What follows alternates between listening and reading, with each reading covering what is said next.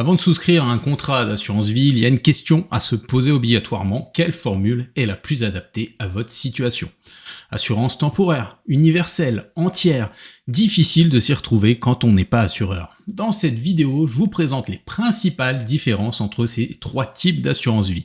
On va parler de leurs coûts, de leurs avantages fiscaux, du public ciblé, de ce qu'elles couvrent vraiment et de plein d'autres choses utiles. Commençons avec l'assurance la plus simple, mais aussi la plus répandue, l'assurance vie temporaire. Comme son nom l'indique, elle ne vous couvre que pour une période limitée. 10, 20, parfois 30 ans. C'est un contrat qu'on souscrit pour répondre à un besoin ponctuel. Par exemple, des parents peuvent souscrire à cette assurance vie temporaire pour protéger leurs enfants tant qu'ils sont mineurs. Le principe est clair, si l'assuré décède pendant cette période, un capital est versé aux bénéficiaires. Sinon, une fois la période écoulée, le contrat prend fin. Il faut alors accepter le fait d'avoir investi dans une assurance vie, et parfois un bon montant d'argent sans récupérer le moindre retour. Mais il y a quand même une bonne nouvelle, c'est que vous n'êtes pas mort. L'autre option est de renouveler le contrat, mais faites attention car les versements augmentent au fil du temps. C'est plutôt logique, le risque de décès est plus élevé avec l'âge et l'objectif d'une assurance n'est pas d'être une ONG caritative, mais de vous protéger en s'assurant des profits. L'assurance vie temporaire est donc abordable au départ, mais peut devenir coûteuse si vous la prolongez plusieurs fois. Deuxième formule, plus souple, mais aussi plus technique, l'assurance vie universelle. Ici, on n'est pas sur une simple protection, mais sur le centaure de l'assurance, un produit hybride à mi-chemin entre assurance et placement. Une partie de vos cotisations paye l'assurance et l'autre est investie. Il y a un gros avantage fiscal. Ces investissements croissent à l'abri de l'impôt, tant que les fonds restent sur le contrat. En cas de décès, les bénéficiaires reçoivent alors un capital exonéré d'impôt.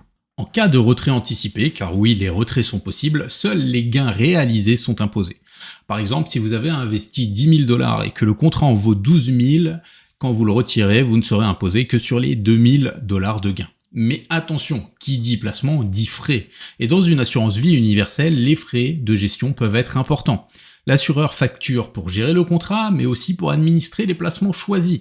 Alors il vaut mieux faire des simulations pour comparer les coûts potentiels des différents contrats. Sur 10, sur 20 ans, sur 30 ans, des frais démesurés peuvent sérieusement grignoter vos rendements.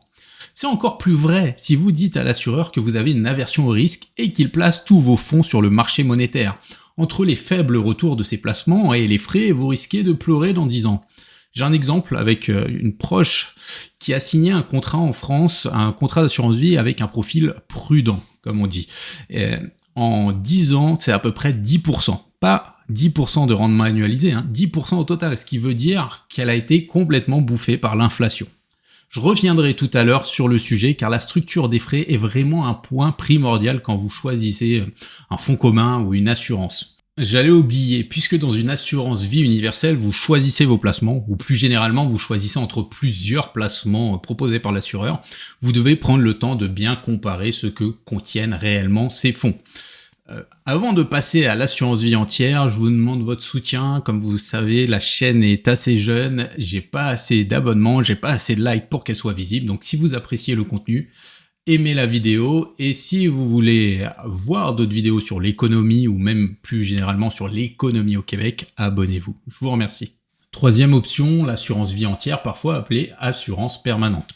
Elle aussi couvre l'assuré jusqu'à son décès sans limite de durée. Mais à la différence de l'assurance vie universelle, il n'y a pas de choix à faire côté placement. C'est l'assureur qui gère tout, contre bien sûr un peu de frais de gestion. Vous, votre seule mission est de verser les primes fixes prévues dès le départ pour bénéficier d'un rendement garanti. Une assurance vie entière est plus chère que l'assurance temporaire, mais elle offre une stabilité précieuse, on va dire. En tout cas, si vous voulez être sûr que votre bénéficiaire va toucher quelque chose sans avoir à craindre l'extinction de votre contrat, c'est le bon choix. Un autre point fort, cette formule intègre une épargne qui s'accumule au fil des années. Ce capital peut même être utilisé en cours de contrat pour un prêt, par exemple, si votre contrat d'assurance a une valeur de rachat. Donc, si on résume, l'assurance vie entière permet de verser une prime fixe chaque mois, adaptée à vos revenus actuels et à ceux prévus à la retraite, sans s'inquiéter de votre âge ou de votre santé future. En retour, vos bénéficiaires vont recevoir une somme garantie non imposable à votre décès. Maintenant, attaquons les critères pour comparer ces assurances. Le premier grand axe de comparaison est la durée de couverture. Avec une assurance temporaire, vous êtes couvert pour une période définie. Passé ce délai, si vous ne renouvelez pas, vous n'avez plus aucune couverture. Vous retrouvez donc sans filet et sans aucune trace de l'argent investi. Et si vous renouvelez le contrat, comme je l'ai déjà dit, plus vous allez vieillir, plus les augmentations de primes vont être importantes. Pour les assurances vie entières et universelles, vous êtes couvert à vie.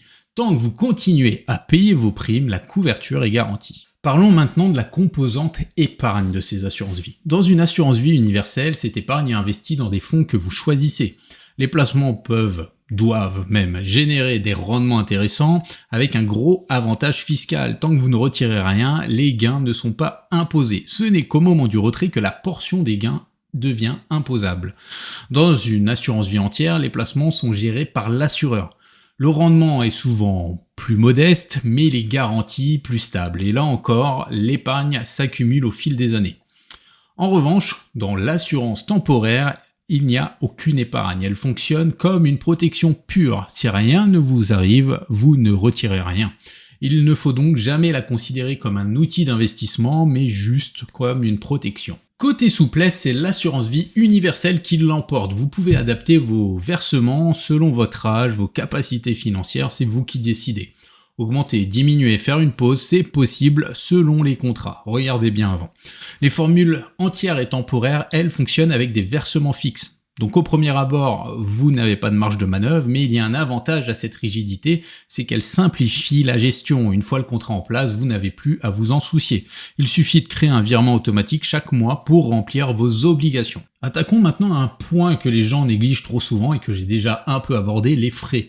Dans toutes les assurances, il y a des frais. Vous connaissez le terme de frais de gestion, mais en réalité, il y a beaucoup plus de frais que les frais de gestion. Vous avez parfois de l'argent à payer sur les montants investis, les montants retirés, des pénalités selon certaines actions, les arbitrages entre les fonds, les prélèvements sur les performances.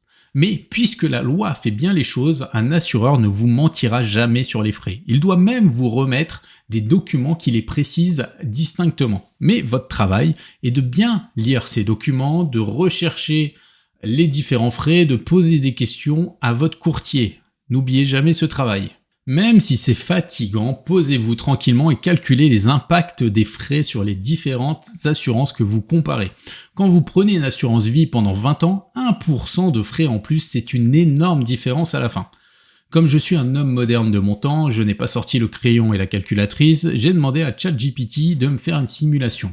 Alors voici un tableau comparatif de frais de gestion de 1,2 ou 2,2% sur un contrat d'assurance vie où vous placez 1200 $ par an et sur lequel vous obtenez un bon rendement annuel de 6% pour 20 ans. Au bout de la période, 20 ans, cela représente près de 8000 $ de différence. Vous avez vu, 1%, ce n'est pas anecdotique. Maintenant, imaginons l'impact de 1500 $ de versement pendant 35 ans et un rendement annuel de 8%. Allez-y, sortez le stylo, dites-moi la réponse en commentaire. Non, je rigole, j'ai fait le calcul pour vous. Voici le tableau. Comme vous pouvez voir, ça fait 38 000 $ de différence. La valeur de rachat est un autre critère pertinent pour choisir votre assurance. Dans les assurances vie entières et universelles, vous avez une valeur de rachat. En clair, vous pouvez récupérer une partie de l'argent accumulé ou même emprunter une partie sous forme d'avance. C'est très pratique si vous avez un besoin urgent de liquidité ou si vous souhaitez mettre fin au contrat. En revanche, avec une assurance temporaire, il n'y a pas de valeur de rachat, c'est tout ou rien. Soit vous décédez pendant la période et de l'argent est versé, soit c'est le contrat qui décède. Avez-vous remarqué que je n'ai pas abordé jusqu'à présent les montants des versements à faire? Pourquoi? Bien sûr, c'est un critère intéressant et beaucoup de gens choisissent leur assurance seulement sur ce simple critère de prix. Ils sont séduits notamment par des publicités de type « Protégez vos proches des 39 $ par mois ». Ce n'est pas une erreur en soi de s'intéresser à ce type d'offre, mais cela nécessite plus de réflexion. Une prime basse peut cacher une couverture insuffisante, des exclusions qu'on n'avait pas vues, ou même un contrat trop rigide qui va pas s'adapter à vos changements dans la vie. Donc soyez vigilants, toujours, qu'importe le montant des versements prévus. En plus des versements, là je viens de penser à une autre erreur assez fréquente qui me vient en tête et que j'avais pas prévu dans le plan de la vidéo, ne pas revoir votre contrat. Vos besoins évoluent, votre situation aussi, vous avez peut-être établi un contrat à 25-30 ans et à 50 ans, votre situation est différente. Un exemple typique va être le bénéficiaire. Imaginons que vous étiez avec une partenaire de vie que vous avez changé, ça vaut peut-être le coup de changer aussi l'assurance vie. Passons maintenant à une question très concrète, à qui s'adresse chaque type de contrat. Donc voici les assurances recommandées selon des profils courants. Si vous êtes de jeunes parents, l'assurance temporaire est souvent la meilleure option. Elle couvre les années les plus critiques quand vos enfants ont une autonomie relativement limitée. Le prix est accessible puisque vous êtes encore jeune et que statistiquement vous avez des chances de rester sur Terre encore quelques décennies. Les professionnels en début de carrière trouvent aussi leur compte dans l'assurance temporaire. Elle représente alors une bonne protection sans casser le budget. Elle peut être prise le temps de construire un patrimoine. Par contre, si vous avez plutôt envie d'épargner à long terme tout en protégeant vos proches, l'assurance vie universelle est une bonne solution. Vous pouvez y investir selon vos moyens et profiter d'une croissance à l'abri de l'impôt. Bien sûr, je vous conseille personnellement de toujours voir ces choses-là quand vous avez déjà écumé vos droits en CELI par exemple. L'assurance vie entière, elle, convient parfaitement à ceux qui veulent planifier leur succession, transmettre un patrimoine ou tout simplement avoir une couverture à vie sans stress ni décision à prendre continuellement. Je termine par un dernier point que l'on oublie souvent. Vous avez parfois la possibilité de convertir votre assurance vie temporaire en assurance vie permanente.